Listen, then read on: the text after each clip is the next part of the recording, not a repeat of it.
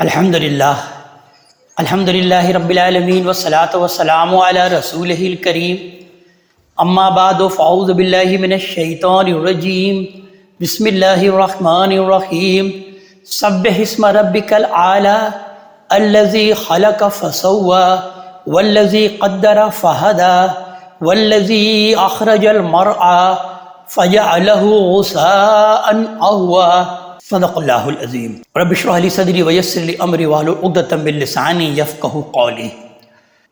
اللہ تبارک تعالیٰ کے بابرکت نام سے آج ہم قرآن حکیم کی سورت نمبر 87 سورہ اعلیٰ سے متعلق آغاز کر رہے ہیں۔ یہ سورت سورہ اعلیٰ اور پھر اس سے اگلی سورت سورہ غاشیہ، یہ دونوں صورتیں اپنے مضمون کے لحاظ سے پیر ہیں۔ ان میں خطاب نبی کریم صلی اللہ علیہ وآلہ وسلم سے بھی ہے اور قریش کے سرداروں سے بھی، اور دونوں صورتوں کا مضمون انذار قیامت ہے، لیکن دونوں میں اس کے ساتھ ساتھ داعی حق کے لیے تسلی بھی ہے اور مخاطبین کے رویے پر حسرت اور افسوس کا اظہار بھی کیا گیا۔ نبی کریم صلی اللہ علیہ وآلہ وسلم کو دونوں صورتوں میں یہ اطمینان دلایا گیا کہ تذکیر اور نصیحت سے آگے آپ کی کوئی ذمہ داری نہیں ہے۔ اس کے بعد یہ لوگوں کا کام ہے کہ نصیحت پائیں اور ہمارا کام ہے کہ ان کی سرکشی پر ان سے نمٹ لیں۔ آپ کو اس معاملے میں کوئی تردد نہیں ہونا چاہیے۔ اس سورت سورہ اعلیٰ میں آپ کو یہ بشارت دی گئی ہے کہ اللہ تبارک تعالیٰ کے ہر کام میں ایک ترتیب اور تدریج ہے، اور یہ ترتیب اور تدریج تمام تر اس کی حکمت پر مبنی ہے۔ تو آپ اپنے رب ہی پر بھروسہ رکھیں۔ جلد وقت آنے والا ہے کہ آپ کی صحیح بامراد ہوگی اور اللہ کی نعمت آپ پر تمام ہوگی اور راہ کی ساری رکاوٹیں بہت جلد دور ہو جائیں گی۔ آئیے کہ مطالعے کا آغاز کرتے ہیں۔ ارشاد ہوتا ہے بسم اللہ الرحمن الرحیم سبح اسم ربک الاعلی، اپنے رب کی نام کی تسبیح کرو جو سب سے اعلیٰ ہے، جو سب سے برتر ہے۔ مطلب یہ ہے کہ اللہ تبارک تعالیٰ کو ان سب باتوں سے منزہ اور پاک قرار دو جو اس کے شائع نشان نہیں ہے، اور اس کی تسبیح کے اس شعور کے ساتھ اس کی یاد سے اپنے دل کو آباد رکھو اور اپنی زبان کو تر رکھو، اس لیے کہ راہ حق میں صبر اور استقامت کا حصول اگر ہو سکتا ہے تو اسی یاد سے ہو سکتا ہے۔ پھر اس کی مزید تعریف بیان ہوئی کہ الذی خلق فسوی، جس نے بنایا پھر نوک پلک سنوار دیے۔ اور اب یہاں سے آیت نمبر 3 سے پھر آیت نمبر 5 تک اللہ تبارک تعالیٰ نے اپنا طریقہ بتایا ہے کہ اس کے ہر کام میں ایک ترتیب اور تدریج ہوتی ہے، اور وہ اپنی حکمت کے تقاضے سے ہر چیز کو اسی ترتیب اور تدریج سے اس کے اتمام تک اس کو پہنچاتا ہے۔ تو ارشاد ہوتا ہے کہ والذی قدر فہدی، جس نے ہر چیز کے لیے تقدیر اندازہ ٹھہرایا، پھر اس کے مطابق ہدایت یعنی چلنے کی راہ دکھا دی۔ والذی اخرج المرعى، جس نے نکالا سبزہ جس نے نکالا، فجعلہ غثاء احوی، پھر اسے گھنا سرسبز اور شاداب بنا دیا۔ سنقرئک فلا تنسیٰ، ان قریب اس کو ہم پورا آپ کو پڑھا دیں گے، یعنی اس قرآن کو ہم پورا آپ کو پڑھا دیں گے۔ یہ قرآن بھی اسی طرح بیان کیا جا رہا ہے کہ ایک دن اپنے اتمام کو پہنچے گا تو پھر آپ اس کو بھولیں گے نہیں، یعنی اسی ترتیب اور تدریج اور اہتمام کے ساتھ جس کا مشاہدہ آپ انسان کی تخلیق، اس کی قوتوں اور صلاحیتوں کے نشوونما میں کرتے ہیں، اس کی مادی اور عقلی عروج اور کمال میں دیکھتے ہیں، اس کی روحانی اور اخلاقی ترقی اور اس کی زندگی کے تمام مراحل اور مقامات میں بھی دیکھتے ہیں، اور اسی طرح سبزے کی نمود اور اس کے گھنا ہونا اور سرسبز اور شاداب ہو جانے میں بھی آپ دیکھتے ہیں۔ تو یہ اللہ تبارک تعالیٰ کا قانون ہے، اور وہ آپ کے ساتھ بھی اسی قانون کے مطابق معاملہ اللہ تبارک تعالیٰ آپ کے ساتھ بھی کرے گا۔ تو اس نے جس وحی آسمانی سے آپ کو نوازا ہے، اس کے تمام مراحل اسی تدریج سے طے ہوں گے، اور جلد آپ دیکھیں گے کہ اسی اہتمام کے ساتھ وہ اپنی اتمام کو پہنچ جائے گا۔ اس وقت جو مشکلات پیش آ رہی ہیں وہ در حقیقت دیکھا جائے تو آپ کی تربیت کے لیے ہیں، تاکہ اللہ تبارک تعالیٰ آپ کو ان افضال اور عنایت کا حقدار بنا دے جو آپ کے لیے مقدر ہے۔ تو بیان ہوا کہ الا ماشاء اللہ، مگر وہی جو کہ اللہ تبارک تعالیٰ ہی چاہے۔ یہ در حقیقت پورے قرآن کو جلد حاصل کرنے کے لیے نبی کریم صلی اللہ علیہ وسلم کے شوق اور اضطراب اور عجلت اور بے قراری پر آپ کو صبر اور انتظار کی تلقین بھی ہے، اور قرآن کے بارے میں آپ کی اس تشویش پر تسلی بھی ہے کہ اس وقت تو یہ آپ کے حافظے میں تازہ ہے، لیکن پورا ہو جانے کے بعد اور وقت گزرنے کے ساتھ اس کی کوئی چیز حافظے سے نکل نہ جائے۔ لہذا فرمایا ہے کہ حالات کے لحاظ سے تھوڑا تھوڑا کر کے یہ قرآن جس طرح آپ کو دیا جا رہا ہے، اس کی دین دینے کا صحیح طریقہ یہی ہے، لیکن اس سے آپ کو اس کی حفاظت کے بارے میں کوئی تردد نہیں ہونا چاہیے۔ اس کی جو قرأت اس کے زمانہ نزول میں اس وقت کی جا رہی ہے، اس کے بعد اس کی ایک دوسری قرأت ہوگی۔ اس موقع پر اللہ تعالیٰ اپنی حکمت کے تحت اس میں سے کوئی چیز اگر ختم کرنا چاہیں یا کسی جگہ کوئی تغیر اور تبدل کرنا چاہیں تو اسے کرنے کے بعد آپ کو اس طرح پڑھا دیں گے کہ اس میں کوئی بھی غلطی، سہو یا نسیان کا کوئی امکان باقی نہیں رہے گا، اور اپنی آخری صورت میں یہ بالکل محفوظ آپ کے حوالے کر دیا جائے گا۔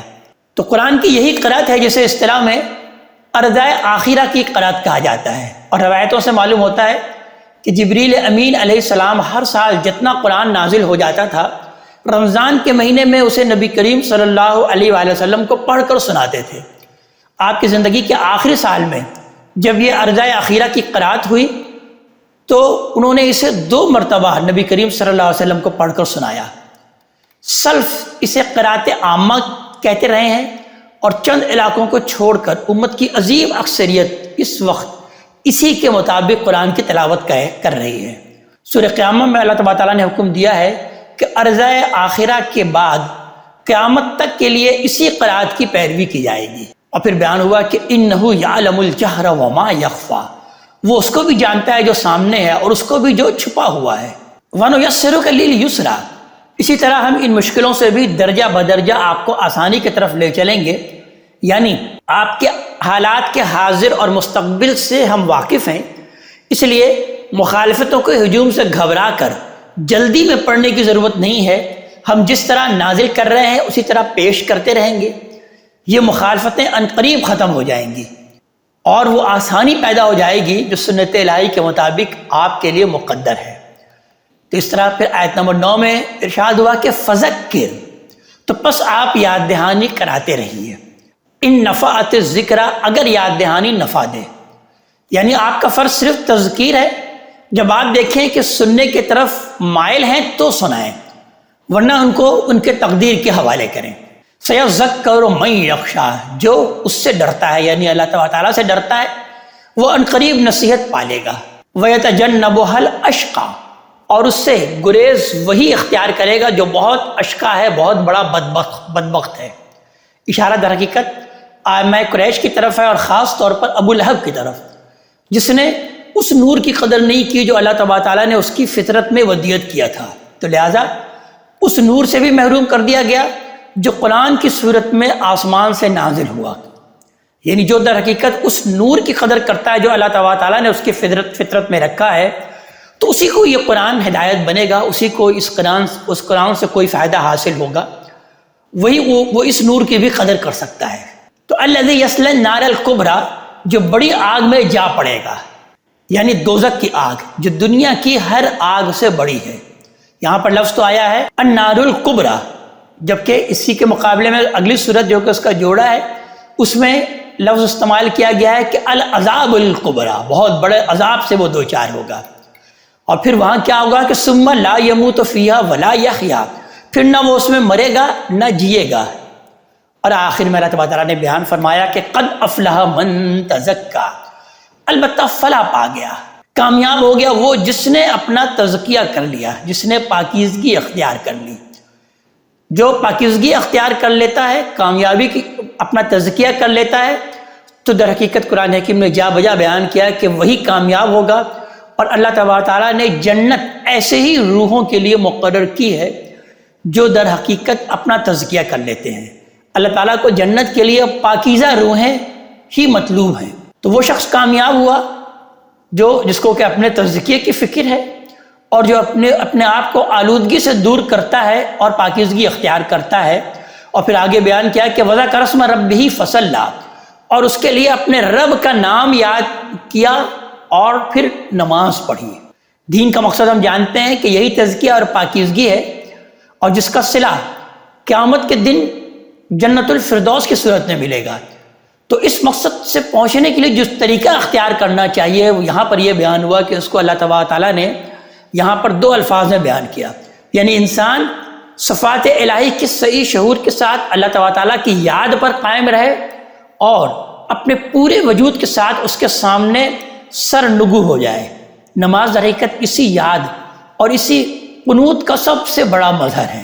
بل تؤثرون الحیات الدنیا، لیکن تم تزکیہ کیوں نہیں حاصل کرتے، کیوں نہیں اپنے آپ کو پاکیزگی کی طرف لے کر آتے ہو؟ اللہ تعالیٰ اس کی وجہ بیان کر رہے ہیں کہ لوگوں تم کوئی حجت کیوں نہیں پاتے، بلکہ تمہارا معاملہ یہ ہے کہ دنیا کی زندگی کو ترجیح دیتے ہو، بلکہ تؤثرون الحیات الدنیا، بلکہ تم دنیا کی زندگی کو ترجیح دیتے ہو۔ اور اصل میں دیکھا جائے تو یہ ائمہ جو قریش ہیں، جو کہ اصل مخاطب ہیں، ان کے نہ ماننے کے سبب سے اللہ تبارک تعالیٰ یہاں پر پردہ اٹھا رہے ہیں، اور پھر بیان کر رہے ہیں کہ والآخرۃ خیر وابقیٰ، حالانکہ آخرت جو ہے وہ اس سے بہتر بھی ہے اور بہت پائیدار بھی ہے، ہمیشہ رہنے والی ہے، اور تم دنیا کی اس عارضی زندگی پر ریچھ گئے ہو اور اسی عارضی زندگی کو تم ترجیح دے رہے ہو، جو آخرت کی زندگی اس سے کہیں زیادہ پائیدار بھی ہے اور کہیں زیادہ طویل بھی ہے، کئی گنا بلکہ انفائنائٹ ہے، لیکن اس کو تم نے نظر انداز کر دیا۔ اور پھر بیان ہوا کہ یہ کوئی نئی بات نہیں ہے جو نبی کریم صلی اللہ علیہ وآلہ وسلم تم کو بیان کر رہے ہیں، تم کو سنا رہے ہیں، بلکہ ان ھذا لفی الصحف الاولی، یہی بات ان صحیفوں میں بھی تھی جو اس سے پہلے آ چکی ہیں، صحف ابراہیم و موسیٰ، یعنی ابراہیم اور موسیٰ کے صحیفوں میں۔ اسفارات کی صورت میں یہ صحیفے اس وقت بھی بائبل کے مجموعہ کتب مقدسہ میں موجود ہیں، اور ان میں یہ حقائق بھی اس قدر واضح اور مؤثر انداز میں بیان ہوئے ہیں کہ انہیں جہاں سے پڑھیے ایمان تازہ ہو جاتا ہے۔ تو اس آیت پر یہ سورہ مبارکہ اپنے اختتام کو پہنچتی ہے۔ آئیے اگلی سورت سورہ غاشیہ کے متعلق آغاز کرتے ہیں۔ جیسا کہ عرض کیا گیا کہ یہ سورت پچھلی سورت سورہ اعلیٰ کا جوڑا ہے، اس طرح کہ پچھلی سورت میں نبی کریم صلی اللہ علیہ وآلہ وسلم کو تسلی دی گئی تھی، اسی طرح اس میں بھی آپ کو تسلی دی گئی ہے۔ اس صورت میں سورہ غاشیہ میں پہلے وہ فرق اور اختلاف واضح فرمایا گیا جو قیامت کے دن نیکیوں اور بدوں، نیکوکاروں اور بدکاروں، ناعاقبت اندیشوں اور ناعاقبت بینوں کے نتائج اعمال اور ان کی زندگیوں میں رونما ہوگا، اور یہ ثابت کیا گیا ہے کہ اس کا رونما ہونا اس کائنات کے خالق کی قدرت، ربوبیت اور رحمت کی صفات کا بدیہی تقاضا ہے۔ پھر آخر میں اس مضمون کی وضاحت فرمائی گئی جو کہ سورہ اعلیٰ میں بیان کیا گیا تھا کہ فذکر ان نفعت الذکر، وہاں پر اجمال کے ساتھ بیان ہوا تھا کہ آپ کی ذمہ داری لوگوں تک صرف حق پہنچا دینے کی ہے، یہ ذمہ داری نہیں ہے کہ لوگ اس کو لازماً قبول بھی کر لیں کہ جو ہر دھرم اپنی ضد پر اڑے ہوئے ہیں، ان کے درپے ہونے کی زیادہ ضرورت نہیں ہے، ان کا معاملہ اللہ تبارک تعالیٰ کے حوالے کیجیے، وہ ان سے نمٹنے کے لیے اللہ تبارک تعالیٰ ہی کافی ہے۔ آئیے مطالعے کا آغاز کرتے ہیں۔ ارشاد ہوتا ہے بسم اللہ الرحمن الرحیم، هل اتاک حدیث الغاشیہ، کیا آپ کو اس آفت کی خبر پہنچی ہے جو پورے عالم پر چھا جائے گی؟ یہ خطاب اگرچہ واحد کے صیغے میں نبی کریم صلی اللہ علیہ وآلہ وسلم ہی سے ہے، لیکن آگے کی آیتوں سے بالکل واضح ہے کہ روح سخن قریش کے انہی سرداروں کی طرف ہے جو آخرت سے بالکل بے خوف ہو چکے تھے اور اس کا یقین نہیں رکھتے ہیں۔ خطاب کی ابتدا سوال سے کی گئی۔ اس طرح کا سوال جواب حاصل کرنے کے لیے نہیں کیا جاتا، ہم جانتے ہیں، بلکہ کسی چیز کی ہولناکی، اس کی ہیبت یا اس کی عظمت اور جلالت کے اظہار کے لیے اس طرح کا سوالی انداز سے خطاب کیا جاتا ہے۔ پھر ارشاد ہوا آیت نمبر 2 میں کہ وجوہ یومئذ خاشعہ، کتنے ہی چہرے اس دن اترے ہوئے ہوں گے۔ اس سے مراد اگرچہ چہرے نہیں اشخاص ہیں، لیکن ان کو چہروں سے اس لیے تعبیر کیا گیا کہ جو کچھ ان پر گزرے گی اس کا اظہار سب سے نمایاں طریقے پر ان کے چہروں ہی سے ہوگا۔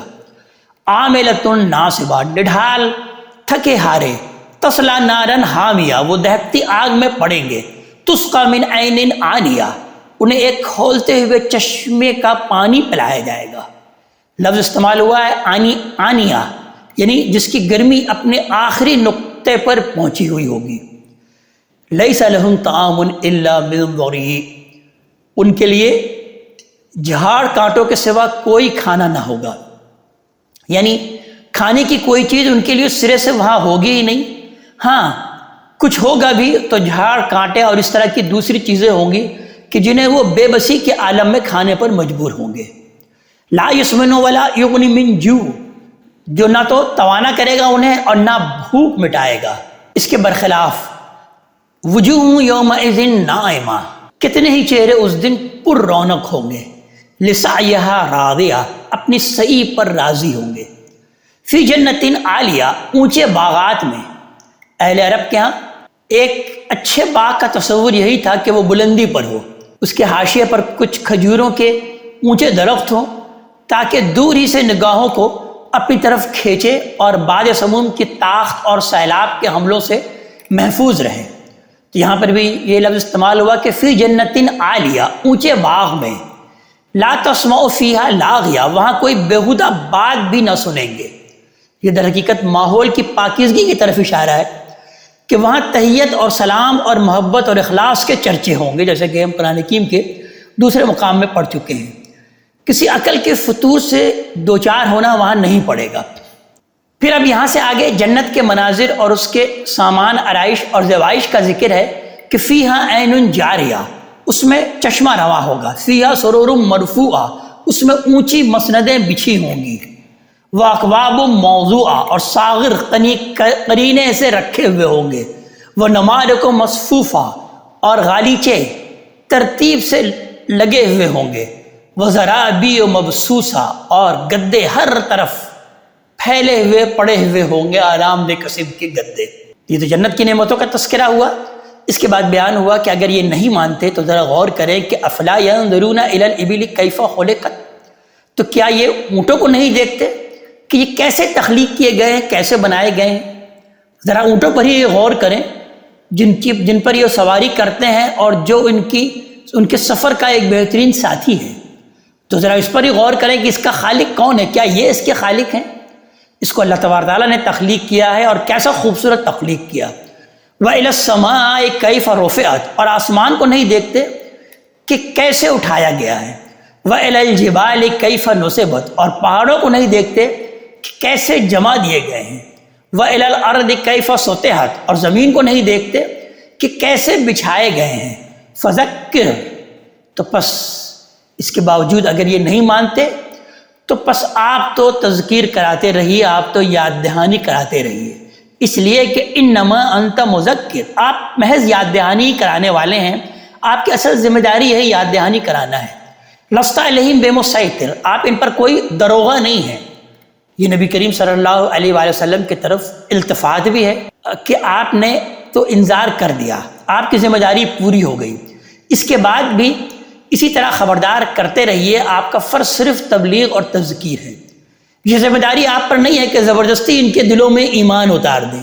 تبلیغ اور دعوت کے سوا آپ سے کسی چیز کی باز پرس نہیں ہوگی۔ پھر بھی اگر یہ نہیں مانتے تو پھر ان کو چھوڑیں، دفع کریں۔ جو ماننے والے ہیں وہ یقیناً مانیں گے۔ الا من تولی وکفر، رہے وہ جو منہ موڑیں گے اور انکار کر دیں گے، فیعذبہ اللہ العذاب الاکبر، تو اللہ انہیں بڑے عذاب سے دوچار کرے گا، یعنی جہنم کے عذاب سے، جو دنیا کے ہر عذاب سے بڑا ہوگا۔ پچھلی صورت میں اسی کو النار الکبریٰ کے الفاظ سے تعبیر کیا گیا ہے، اور یہاں پر العذاب الاکبر کے الفاظ آئے ہیں۔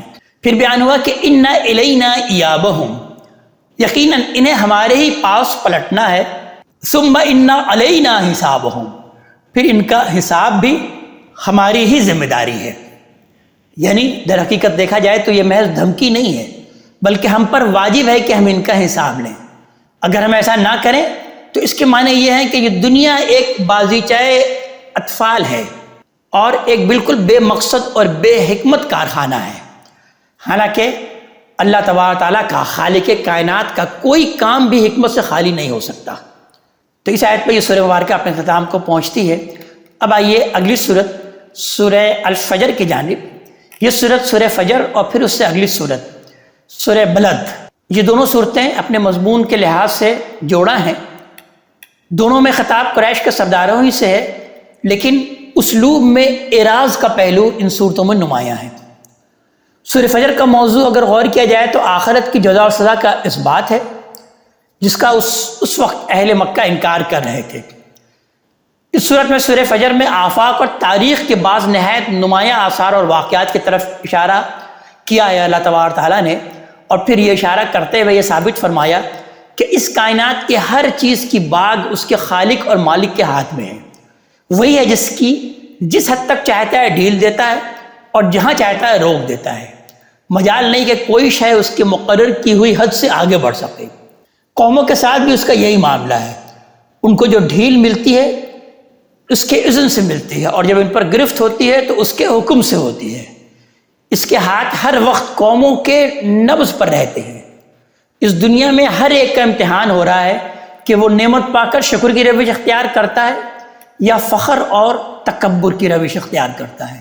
اسی طرح مشکل حالات میں صبر اور ثابت قدمی کا ثبوت دیتا ہے یا مایوسی اور دل شکستگی کا۔ پہلی روش کے بارے میں بیان ہوا کہ یہ ابدی فتح اور فیروز مندی کی ضامن ہے، اور دوسری دائمی نقصان، دائمی خسارہ اور نامرادی کی طرف لے کے جانے والی ہے۔ اللہ کا مبارک بندہ وہ ہے جو نفس مطمئنہ کے ساتھ اپنے رب کی طرف لوٹا، نہ نعمت پا کر مغرور ہوا اور نہ فقر کی آزمائش سے دل شکستہ۔ انہی کو پھر اللہ تعالیٰ نے راضیۃ مرضیہ بیان کیا کہ ان کو راضیۃ مرضیہ کی بادشاہی حاصل ہوگی۔ آئیے مطالعے کا آغاز کرتے ہیں۔ ارشاد ہوتا ہے بسم اللہ الرحمن الرحیم والفجر، فجر کی قسم، یعنی فجر گواہی دیتی ہے۔ اس سے مراد در حقیقت وہ وقت ہے جب دن کی روشنی ایک سفید دھاری کی صورت میں شب کی سیاہ دھاری سے الگ ہو کر نمایاں ہوتی ہے، اور یہی فجر کا وقت ہوتا ہے، ہم جانتے ہیں۔ وَلَيَالٍ عَشْرٍ، اور 10 راتیں، یعنی لفظ آیا ہے لیال عشر، یہ نکرہ ہے، اس لیے اگر غور کیا جائے تو اس سے مہینے کی 30 راتوں میں سے ہر 10 راتیں مراد لی جا سکتی ہیں۔ یعنی یہ چونکہ معرفہ نہیں آیا تو اس لیے جو بعض لوگوں نے یہ خیال کا اظہار کیا ہے کہ اس سے کوئی خاص رات مراد ہے، کہ جیسے رمضان کی آخری عشرے کی 10 رات یا ذی الحجہ کی 10 رات، اگر یہ مراد ہوتا تو اللہ تعالیٰ یہاں پر معرفہ بیان کرتے۔ اور یہ قرآن حکیم کا اسلوب بھی نہیں ہے کہ اس طرح کی فضیلتوں کی چیزوں کو یا اس انداز سے بیان کیا جائے، قسم کے انداز سے۔ یہ عام طور پر قرآن حکیم کا اسلوب بھی نہیں ہے، اور موضوع سے بھی اس کی کوئی مناسبت نہیں ہے کہ ان کی فضیلتوں کا خاص طور پر کوئی تذکرہ کیا جائے، بلکہ اس سے مراد در حقیقت ابھی ہم دیکھیں گے کہ جو اس کا مقسم علیہ ہے اس سے بھی اندازہ ہوگا کہ اس سے مراد در حقیقت مہینے کی وہ 10 راتیں ہیں، چاند کی وہ ہر 10 راتیں ہیں۔ اس لیے کہ چاند کی تدریجی عروج اور زوال کی طرف اصل میں اس سے یہ جو اشارہ ملتا ہے، اور یہ بھی غور کیا جائے تو یہ بھی نہایت بلیغ اسلوب ہے، اس لیے کہ پہلی 10 راتوں میں وہ ایک باریک ناخن کی شکل سے شروع ہو کر بڑھتا رہتا ہے یہاں تک کہ آدھے سے زیادہ روشن ہو جاتا ہے۔ دوسری 10 راتوں میں وہ اپنے عروج اور کمال پر ہوتا ہے، اور آخری 10 راتوں میں وہ زوال کی طرف بڑھنا شروع ہوتا ہے، یہاں تک کہ قرآن کی تعبیر کے مطابق کھجور کی سوکھی ٹہنی کے مانند ہو کر رہ جاتا ہے۔ تو اس آیت میں چاند کی تصویر چشم تخیل کے سامنے اس طرح آتی ہے کہ گویا وہ ایک فرما بردار اونٹ ہے جس کی نکیل ایک غیبی ساربان کے ہاتھ میں ہے، جو اس کو منزل بمنزل ایک معین بلندی تک چڑھاتا ہے، اور پھر وہاں سے اس کو درجہ بدرجہ اس طرح اتارتا ہے یہاں تک کہ منازل طے کرنے کے لیے اس پر مشقت سفر میں وہ سونک کر کانٹا بن کر رہ جاتا ہے۔ اور پھر اگلی آیت میں بیان ہوا کہ وَالشَّفْعِ وَالْوَتْرِ، اور جف اور طاق، یعنی مہینے کبھی چونکہ جفت ہوتے ہیں 30 کے بھی ہوتے ہیں اور کبھی 29 کے بھی ہوتے ہیں، تو جس میں چاند اپنے عروج اور زوال کا سفر پورا کر لیتا ہے، تو جفت اور طاق سے اگر در حقیقت مراد لیا جائے تو یہ در حقیقت وہ مہینے ہیں کہ یہ 10 راتیں طے کرنے کے بعد اس طرح سے چاند اپنا مہینہ مقرر کر لیتا ہے، اپنا مہینہ پورا کر لیتا ہے۔ وَاللَّيْلِ إِذَا يَسْرِ، اور رات بھی گواہی دیتی ہے جب وہ رخصت ہوتی ہے کہ صبح قیامت ہونی ہے، یعنی رات در حقیقت اس بات کی گواہی دے رہی ہے کہ بالآخر صبح نمودار، صبح قیامت ہونی ہے۔ اذا یسر، یہ قید اس لیے لگائی کہ ٹھیک اس وقت کی طرف توجہ دلائی جائے کہ جب وہ رخصت ہونے کے لیے چل کھڑی ہوتی ہے اور افق میں فجر کے آثار نمایاں ہونے لگتے ہیں۔ حل فی ذالک قسم لذی حجر، اس میں کسی عاقل کے لیے، کسی ہوش مند کے لیے، کسی عقل والے کے لیے کیا ہے کوئی بڑی گواہی؟ آیت میں سوالیہ اسلوب اختیار کیا گیا، استفہام کا اسلوب اختیار کیا گیا تو اس میں در حقیقت زجر اور ملامت اور ڈانٹ بھی ہے اور اتمام حجت بھی. مطلب یہ ہے کہ انسان اگر عقل سے کام لے تو آفاق کی ان نشانیوں میں شہادت تو بہت بڑی ہے، لیکن قریش کے ان فرائض میں کیا کوئی عاقل ہے جو اس سے حاصل کرے، کوئی شہادت حاصل کرے؟ یعنی آفاق کی ان نشانیوں سے دیکھ کر بھی وہ نبی کریم صلی اللہ علیہ وآلہ وسلم کی ان باتوں کی تصدیق نہیں کر رہے.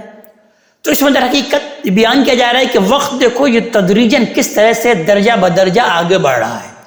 والفجر، اور یہ فجر کا وقت گواہی دیتا ہے، جب صبح نمودار ہو رہی ہوتی ہے تو یہ گواہی دیتی ہے، اور پھر 10 راتیں یعنی چاند کی یہ 10 راتیں، اور پھر اس طرح سے پورا مہینہ مکمل ہو جاتا ہے جو کہ جفت ہوتا ہے اور طاق ہوتا ہے. تو گویا کہ اس طرح سے تم درجہ بدرجہ اسی قیامت کی طرف جا رہے ہو، جس کو پچھلی صورتوں میں بیان کیا گیا کہ لَتَرْكَبُنَّ طَبَقًا عَن طَبَقٍ، اور یا یہ کہ یا ایھا الانسان انک کادح الی ربک کدحا فملاقیہ، کہ اے انسان تم رفتہ رفتہ اپنے ربی کی طرف چلے جا رہے ہو، اپنے نبی کی طرف بڑھ رہے ہو، اور بالآخر اسی سے ملاقات کرو گے. تو یعنی یوں تمہارا وقت بڑھتا چلا جا رہا ہے، ایک دن گزرا، اور پھر 10 دن گزرے، اور پھر 10 دن سے ایک مہینہ گزرا، اور بالآخر تم اپنے نبی کی طرف بڑھ رہے ہو. اور اس طرح سے ہر رات جو گزر رہی ہے اور جو صبح نمودار ہو رہی ہے، اس سے گویا کہ تمہاری زندگی کا ایک دن کم ہوتا چلا جا رہا ہے، اور اس طرح سے مہینہ بھی کم ہوتا چلا جا رہا ہے. اور بالآخر اے انسان تو اپنے رب سے ہی ملاقات کرے گا. یا ایھا الانسان انک کادح الی ربک کدحا فملاقیہ. تو اس طرح سے آفاق کی نشانیوں کے ذریعے سے بھی قریش کو متنبع کیا گیا کہ ان کو دیکھو اور غور کرو، اس سے تمہیں معلوم ہو جائے گا کہ وہ وقت آنے والا ہے کہ یہ دنیا ختم ہوگی اور قیامت ہو جائے گی. اور اس طرح اے لوگوں، اے قریش کے لوگوں، بالآخر تم رفتہ رفتہ اپنے ربی کی طرف بڑھ رہے ہو، اور بالآخر تمہیں اپنے نبی سے ملاقات ہونی ہے. پھر آفاق کی نشانیوں کے بعد آگے تاریخ کے دلائل کی طرف توجہ دلائی ہے کہ الم تری کیف فعل ربک بعاد، آپ نے دیکھا نہیں کہ آپ کے رب نے عاد کے ساتھ کیا کیا. ارم ذات العماد، وہی ستونوں والے ارم، انہیں عاد ارم اس لیے کہا جاتا ہے کہ یہ لوگ سامی النسل کی اس شاخ سے تعلق رکھتے تھے جو ارم بن سام بن نو سے چلی آ رہی تھی. یعنی نو علیہ السلام کے جو بیٹے سام تھے، پھر ان کے بیٹے ارم ہیں، تو ان کی یہ نسل ہے در حقیقت جو کہ قوم عاد ہے. تو یہاں خاص طور پر اس نسبت کے ساتھ ان کے ذکر کی وجہ یہ ہے کہ ان کی فوجی اور تعمیری ترقیوں کی ابتدا اسی ارم سے ہوئی ہے. التی لم یخلق مثلها فی البلاد، جن کے برابر دنیا کے ملکوں میں کوئی قوم پیدا نہیں کی گئی. تعمیری ترقیوں کے ساتھ قد اور قامت اور زور اور قوت کے لحاظ سے بھی اس زمانے میں کوئی قوم ان کے ہم پلہ نہیں تھی. پھر آگے بیان ہوا وَثَمُودَ الَّذِينَ جَابُوا الصَّخْرَ بِالْوَادِ، اور سمود کے ساتھ جنہوں نے وادی القریٰ میں پتھر تراشے. یعنی اصل میں لفظ الواد استعمال ہوا، اس سے مراد وادی القریٰ ہے، جہاں اس قوم نے اپنے اسلاف کے طریقے پر پہاڑوں کو ترشوا کر اپنے لیے ایوان اور محل بنائے. وَفِرْعَوْنَ ذِی الْأَوْتَادِ، اور میخوں والے فرعون کے ساتھ. فوجیں بالعموم خیموں میں رہتی ہیں، اور خیمے میخوں سے نصب کیے جاتے ہیں. قرآن نے ستونوں والے ارم کی طرح یہ تعبیر فرعون کی فوجوں کی کثرت کو بیان کرنے کے لیے اختیار کی ہے. قدیم زمانے میں مستقل فوجیں رکھنے کا رواج نہیں تھا. حملے یا دفاع کی ضرورت کے لیے قبیلوں اور خاندانوں کے نوجوان بالکل وقت کے وقت اپنی خدمات پیش کرتے اور ضرورت پوری ہو جانے کے بعد پھر منتشر ہو جاتے. لیکن فرعون نے تورات سے معلوم ہوتا ہے کہ ملک کی حفاظت کے لیے مستقل فوج قائم کی، جو مملکت کے مختلف حصوں میں برابر اپنے ڈیروں خیموں کے ساتھ گشت کرتی رہتی تھی. اس نے اپنے نوابوں اور عمرہ پر بھی یہ پابندی عائد کر رکھی تھی فرعون نے کہ ایک خاص تعداد میں اسلحے، گھوڑے اور رتھ کو وہ تیار رکھیں تاکہ ضرورت پڑنے پر حکومت کی مؤثر خدمت کر سکیں. اسی خصوصی امتیاز کی بنا پر فرعون کو ذو الاوتاد، میخوں والا کہا گیا. الذی طغوا فی البلاد، یہ وہ لوگ تھے جنہوں نے دنیا کے ملکوں میں سر اٹھایا. فاکثروا فیہا الفساد، اور ان میں بڑا اودھم مچایا. فصب علیہم ربک صوت عذاب، تو آپ کے رب نے ان پر عذاب کا تازیانہ برسایا. ان ربک لبالمرصاد، حقیقت یہ ہے کہ اس طرح کے سرکشوں کے لیے آپ کا رب گھات لگائے رہا ہے. یعنی ان سرکشوں کے لیے جن کی طرف رسولوں کی بعثت ہوئی اور ان کی طرف سے اتمام حجت کے باوجود انہوں نے ماننے سے انکار کر دیا اور اپنے فساد پر قائم رہیں۔ یہ قریش کے لیے قیامت کے اس بات کا استدلال بھی ہے، قیامت کے لیے دلیل بھی دی گئی ہے، اور تنبیہ اور تحدید بھی ہے کہ ان کی طرف بھی ایک رسول کی بعثت ہو چکی ہے۔ انہوں نے جو فساد سرزمین عرب میں برپا کر رکھا ہے اسے اب زیادہ دیر تک برداشت نہیں کیا جا سکتا۔ ان کا رب اپنی سنت کے مطابق ہاتھ لگائے ہوئے ہے۔ ان کی شرارتیں بڑھتی رہیں تو اس کے عذاب کا تازیانہ ان کے پیٹھ پر بھی اسی طرح برس پڑے گا جس طرح اس سے پہلے مختلف قوموں کے پیٹھ پر برستا رہا ہے۔ اب یہاں سے آگے اس مغالطے سے پردہ اٹھایا ہے کہ جس سے مبتلا ہو کر قومیں اس انجام کو پہنچتی رہی ہیں۔ بات کے تدریجی ارتقاء سے واضح ہو جائے گا کہ مخاطب قریش کے سرداری ہیں، لیکن بات عام صیغے سے کہہ دی ہے کہ نعمت کی فراخی اور فخر اور غرور کا رویہ اختیار کرنا اور رزق کی تنگی کے نتیجے میں مایوسی اور نامرادی کا رویہ اختیار کرنا بالعموم انسانوں کے لیے دنیا کے امتحان میں ناکامی کا سبب بنتے ہیں۔ لہذا ارشاد ہوا کہ فَأَمَّا الْإِنسان، لیکن انسان کا حال یہ ہے اِذَا مَبْتَلَاهُ رَبُّهُ، کہ اس کا رب جب اسے آزماتا ہے فَأَكْرَمَهُ وَنَعَمَهُ، اور اس کے لیے اس کو عزت بخشتا ہے اور راحت عطا فرماتا ہے، فَيَقُولُ رَبِّي أَكْرَمَنِ، تو کہتا ہے کہ میرے رب نے میری شان بڑھا دی۔ اور وَأَمَّا إِذَا مَبْتَلَاهُ، اور جب اسے آزماتا ہے فَقَدَرَ عَلَيْهِ رِزْقَهُ، اس کے لیے اس کی روزی اس پر تنگ کر دیتا ہے، فَيَقُولُ رَبِّي أَهَانَنِ، تو کہتا ہے کہ میرے رب نے مجھے ذلیل کر ڈالا۔ یعنی ایک تو فخر اور غرور میں مبتلا ہو جاتا ہے اور دوسرا مایوسی اور نامرادی کا شکار ہو جاتا ہے۔ اس طرح صحیح زندگی بسر کرنے کا حوصلہ ہی کھو بیٹھتا ہے۔ قسمت آزمائی کی ایسے راہیں اختیار کر لیتا ہے جو اس کو اللہ تبارک تعالیٰ سے نہایت ہی دور لے جا کر پھینکتی ہیں، اور وہ بالکل شیطان کے ہتھے جا کے چڑھ جاتا ہے۔ تو پھر آگے آیت نمبر 17 میں بیان ہوا کہ نہیں، یہ اس لیے نہیں ہوتا، کلا، ہرگز نہیں، بلکہ تم کو آزمانے کے لیے ہوتا ہے، بل لا تکرمون الیتیم، اور تمہارا حال یہ ہے کہ تم یتیم کی قدر نہیں کرتے۔ یہ نہیں فرمایا کہ تم یتیم کی مدد نہیں کرتے، بلکہ فرمایا یہ ہے کہ یتیم کی قدر نہیں کرتے۔ یتیموں کے لیے یہاں لفظ اکرام استعمال ہوا، جس سے یہ بات نکلتی ہے کہ اللہ تعالیٰ کے یہاں مطلوب صرف یہ نہیں ہے کہ کسی نہ کسی شکل میں مالدار لوگ ان کی کچھ مدد کر دیا کریں، بلکہ اصل مطلوب یہ ہے کہ سوسائٹی میں ان کو عزت کا اور مقام کا وہ درجہ حاصل ہو کہ وہ دھکے کھاتے نہ پھریں، بلکہ جہاں بھی جائیں لوگ ان کو احترام سے دیکھیں اور یہ عقیدہ رکھیں کہ اللہ نے ان کو جو مال عطا کیا ہے اس کی کوئی وقت اللہ کے ہاں ہے تو اسی شکل میں ہے کہ جب یتیموں کی خدمت کر کے ان کا مال اپنے لیے شرف کا وہ مقام پیدا کر لے، ورنہ وہ شرف کا ذریعہ نہیں بلکہ وبال اور رسوائی ہے۔ وَلَا تُحَاضُّونَ عَلَىٰ طَعَامِ الْمِسْكِينِ، اور مسکینوں کو کھانا کھلانے کے لیے ایک دوسرے کو نہیں ابھارتے۔ مطلب یہ ہے کہ مسکینوں کی خدمت کے لیے تمہارے معاشرے میں وہ سرگرمی نظر نہیں آتی جو ایک زندہ معاشرے میں ان کے لیے لازماً ہونی چاہیے۔ وَتَأْكُلُونَ التُّرَاثَ أَكْلًا لَمًّا، اور وراثت کے مال کو سمیٹ کر ہڑپ کر جاتے ہو۔ وَتُحِبُّونَ الْمَالَ حُبًّا جَمًّا، اور مال کی محبت میں متوالے ہوئے رہتے ہو۔ انسان سمجھتا ہے کہ وہ یوں ہی چھوڑ دیا جائے گا، یعنی اپنے اس رویے کے باوجود یوں ہی چھوڑ دیا جائے گا اور اس کے لیے کوئی یوم الحساب نہیں ہوگا، کلا، ہرگز نہیں۔ اذا دکت الارض دکن دکا، جب زمین کوٹ کوٹ کر برابر کر دی جائے گی، یعنی جس زمین کی زینتوں اور جس کی بناؤ اور سنگھار پر ریچھے ہوئے ہو یہ کوٹ کوٹ کر بالکل برابر کر دی جائے گی۔ نہ اس کے دریا اور پہاڑ باقی رہیں گے، نہ وادی اور کوہسار، نہ باغ اور چمن رہیں گے، اور نہ ایوان اور محل، صرف صفا چٹ میدان رہ جائے گا۔ وَجَاءَ رَبُّكَ، اور آپ کا رب جلوہ فرما ہوگا، وَالْمَلَكُ صَفًّا صَفًّا، اس طرح کہ فرشتے صف در صف کھڑے ہوں گے۔ وَجِيءَ يَوْمَئِذٍ بِجَهَنَّمَ، اور جہنم اس دن قریب لے آئی جائے گی۔ يَوْمَئِذٍ يَتَذَكَّرُ الْإِنسَانُ، اس دن انسان سمجھے گا، وَأَنَّ لَهُ الذِّكْرَىٰ، پر اس کے اس سمجھنے سے کیا حاصل، اب سمجھنے کا کیا فائدہ۔ یقول یا لیتنی، وہ کہے گا اے کاش، قدمت لحیاتی، میں نے اپنی اس زندگی کے لیے کچھ کیا ہوتا۔ فیومئذ لا یعذب عذابہ احد، پھر اس دن جو عذاب وہ دے گا ویسا عذاب دینے والا کوئی نہیں ہوگا۔ ولا یوثق وثاقہ احد، اور جس طرح وہ باندھے گا اس طرح باندھنے والا کوئی نہیں۔ اور پھر دوسری طرف وہ فرمائے گا یا ایتھا النفس المطمئنہ، اے نفس مطمئن، ارجعی الی ربک، اپنے رب کی طرف لوٹ جا، راضیۃ مرضیہ، اس حال میں کہ تو اس سے راضی ہے اور وہ تجھ سے راضی۔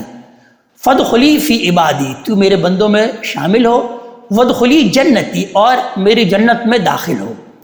یہ خطاب لائق توجہ ہے۔ اس خطاب سے ان کے نفس کی اس خاص صفت پر روشنی پڑ رہی ہے کہ جس کی بنا پر وہ جنت کے حقدار قرار پائے۔ اوپر آیت نمبر 15 اور 16 میں ان تنگ ظرفوں اور تھرڈلوں کا حال بیان ہوا تھا کہ جن کو نعمت ملی تو وہ بہک کر اعترانے اور فخر کرنے والے بن جاتے ہیں، اور جب ذرا تنگی رزق کی آزمائش پیش آ جائے تو بالکل دل شکستہ ہو کر اللہ تبارک تعالیٰ سے مایوس اور شاکی بن جاتے ہیں۔ اس کے بعد ان کا انجام بیان ہوا۔ تو اب اس کے مقابلے میں ان لوگوں کا حال اور انجام بیان ہو رہا ہے کہ جن کے قدم تنگی اور فراخی دونوں طرح کے حالات میں جادۂ حق پر استوار رہتے ہیں۔ نعمت ملتی ہے تو وہ اس کو اپنے شکر کا امتحان سمجھتے ہیں، اور طغیان اور فساد میں مبتلا ہونے کے بجائے کوشش کرتے ہیں کہ اپنے رب کے امتحان میں پورے اتریں۔ اور جس طرح اللہ تعالیٰ نے ان پر احسان فرمایا ہے وہ بھی اللہ کے بندوں پر احسان کریں۔ اسی طرح اگر ان کو تنگی رزق سے سابقہ پیش آتا ہے تو بے حوصلہ اور اپنے رب سے مایوس ہونے کے بجائے اس کو وہ اپنے صبر کا امتحان سمجھتے ہیں، اور جان کی بازی لگا کر کوشش کرتے ہیں کہ اس امتحان سے سرخ روح نکلے۔ نہ دنیا میں ان کو اپنے ضمیر کے آگے شرمندہ ہونا پڑے، نہ آخرت میں اپنے رب کے آگے۔ ان لوگوں کا دل چونکہ مشکل اور آسانی اور نرمی اور سختی دونوں طرح کے حالات میں اپنے رب سے راضی اور مطمئن رہتا ہے، ایسے لوگوں کا دل اور ڈانا ڈول ہونے سے محفوظ رہتا ہے۔ اس وجہ سے ان کو نفس مطمئنہ سے تعبیر فرمایا، اور یہی وہ لوگ ہیں کہ جو کہ جنت کے وارث ہوں گے۔ اللہ تبارک تعالیٰ ہمیں انہی لوگوں میں شامل فرمائے۔ اللہ تبارک تعالیٰ ہمیں اپنے کلام کا فہم عطا فرمائے اور عمل کی توفیق عطا فرمائے۔ اقول قولی ھذا واستغفر اللہ لی ولکم ولسائر المسلمین والمسلمات۔